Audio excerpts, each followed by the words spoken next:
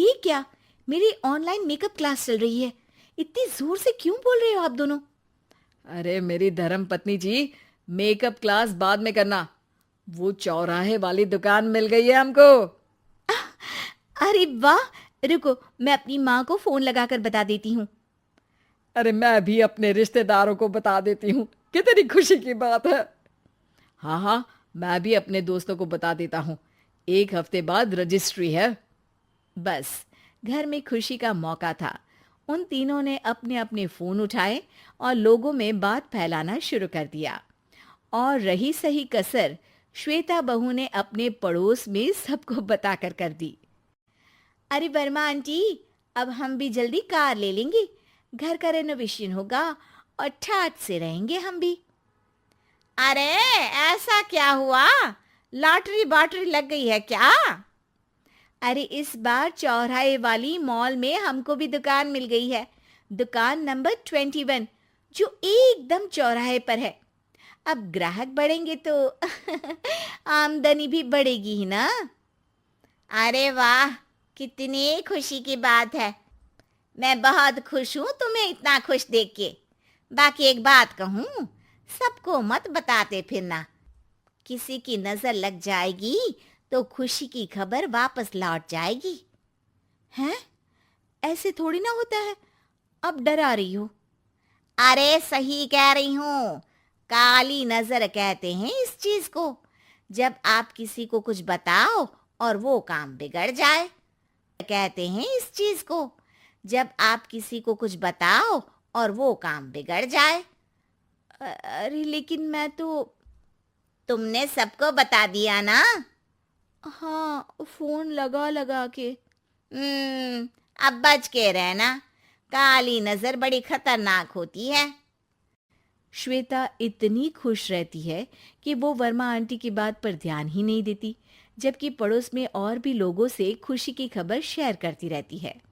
अगले दिन राजेश बहुत दुखी होकर घर आता है। अरे बेटा, क्या हुआ? मुंह क्यों सूजा हुआ है? मधुमक्खी ने काट लिया क्या? माँ, वो दुकान किसी और के पास चली गई। किसी ने ज्यादा भाव लगा दिया। अरे पर बात तो आपसे हुई थी ना उस दुकान वाले की। हाँ, आज मैं टोकन अमाउंट देने गया था, तब मुझे पता चला। कोई आकर सुबह मुझसे पहले ही ज्यादा अमाउंट दे गया। काली नजर। क्या? क्या कहा? वर्मा आंटी ने समझाया था कि किसी को बताना मत, वरना काली नजर लग जाएगी। अच्छा। उसके पहले ही सबको बता चुके थे ना हम तीनों। अरे अगली बार से ध्यान रखेंगे।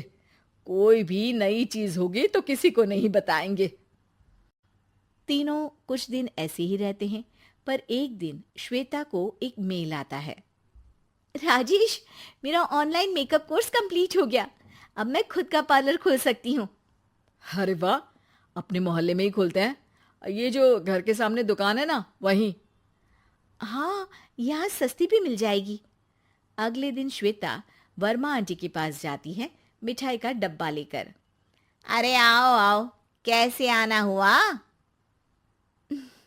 जोर से नहीं बोलूंगी। वो सामने वाली दुकान है ना, वहां मैं अपनी पार्लर की दुकान खोलने वाली हूँ। उसकी मिठाई है। अरे वाह, बहुत बधाई हो तुमको। हाँ, मैं कमाने लगूंगी तो राजेश पर पूरे घर का बोझ नहीं रहेगा ना आंटी जी। ये तो है। पर ये बता कि तूने ये बात किसी और को तो नहीं बताई ना?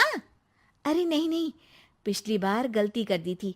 काली नजर लगी किसी की और राजेश के हाथ से वो दुकान चली गई थी। सबको मत बताना। चलो मैं चलती हूँ, कल दुकान की बात करने भी तो जाना है। अगले दिन श्वेता दुकान के लिए मालिक से बात करने जाती है। अरे लेकिन दुकान तो हम कल रात को ही किसी को दे चुके हैं। कल ही? हाँ, कल ही। 2 दिन बाद कोई यहाँ पार्लर भी खोल लेगा। अब कहीं और दुकान देख लीजिए। अरे पर हमको भी तो पार्लर ही खोलना था। हाँ भाई, ये एक ही दुकान है, आधी आधी तो नहीं दे सकता ना मैं। राजेश और श्वेता घर पर हताश होकर आ जाते हैं। इस बार तो किसी को बताया भी नहीं था। अब किसकी काली नजर लग सकती है?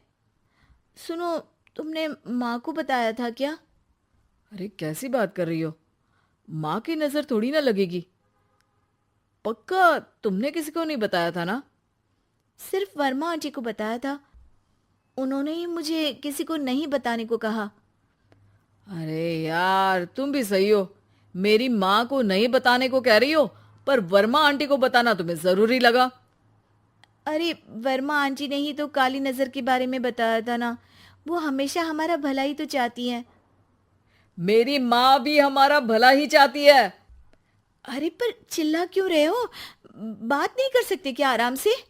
नहीं आता वो आराम से बात करना, और करना भी नहीं चाहता हूं मैं। दुकान जाने का दुख गुस्से में बदल गया था और राजेश और श्वेता में बात बंद हो गई थी। 2 दिन बाद मोहल्ले में पार्लर का इनॉग्रेशन हुआ, जिसमें मोहल्ले के सभी लोगों को बुलाया गया, पर श्वेता, राजेश और माँ नहीं जाते। माँ अंदर आ जाओ, क्या देख रही हो? अरे नया पार्लर देख रही हूं अपने आंगन से। देखो, माँ को दूसरे का सुख देखने में कितना मजा आ रहा है। मेरा दुख नहीं दिख रहा इन्हें। यहाँ मेरा पार्लर भी तो हो सकता था। अरे चुप रहो यार, हर बात में लड़ाई क्यों ढूंढ रही हो? राजेश और श्वेता फिर बहस करने लगते थे। तभी माँ ने दोनों को बाहर बुलाया। अरे जरा देखो तो दुकान चलाने वाले का बोर्ड पर नाम क्या लिखा है? श्रुति वर्मा। गाड़ी निकाले बेटा, हमें कहीं जाना है। काली नजर का इलाज कराने? राजेश अपनी बाइक निकालता है। तीनों ट्रिपलिंग कर रहे हैं। माँ राजेश को उस मॉल वाली दुकान पर लेकर जाती है जहां राजेश अपनी दुकान खोलने वाला था।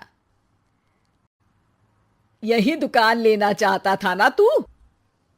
हाँ, पर इनको भी दुखी करने लेकर आई हो क्या यहाँ पर दुकान दिखाकर? वहाँ काफी नहीं था? अरे श्वेता थोड़ा सब्र रख, अभी पता चलेगा कि हम यहाँ क्यों आए हैं। बता, इस दुकान चलाने वाले का नाम क्या है? अनुपम वर्मा। कुछ समझ में आया? वो दुकान वाली श्रुति वर्मा, ये दुकान वाला अनुपम वर्मा, और हमारे पड़ोस में हमने उस दुकानों के बारे में बताया किसको था? अब वर्मा आंटी को। मतलब वर्मा आंटी ही हमारा काम बिगाड़ रही है? नहीं नहीं, ऐसा नहीं हो सकता। ये बस इत्तेफाक है। राजेश अपना फोन निकालता है और श्रुति वर्मा और अनुपम वर्मा के नाम फेसबुक पर सर्च करता है, जहां ये दोनों ही वर्मा आंटी के रिश्तेदार होते हैं। श्वेता को समझ में आ जाता है कि वर्मा आंटी की ही नजर काली नजर है। अब क्या करना है? कोई भी खुशी की खबर हो तो काली नजर से बचना है, यानी वर्मा आंटी से बचना है। अरे पर मुझे ये समझ में नहीं आया कि वो हमारे साथ ऐसा क्यों करेंगी। अरे बेटा, एक सीख है, दूर के आदमी को आपकी तरक्की से कम परेशानी होगी, पड़ोसी को ज्यादा। दोनों माँ की बात में हामी भरते हैं और अगला काम चुपचाप करने की कसम खाते हैं, ताकि आगे से वर्मा आंटी कोई काम ना बिगाड़ सके।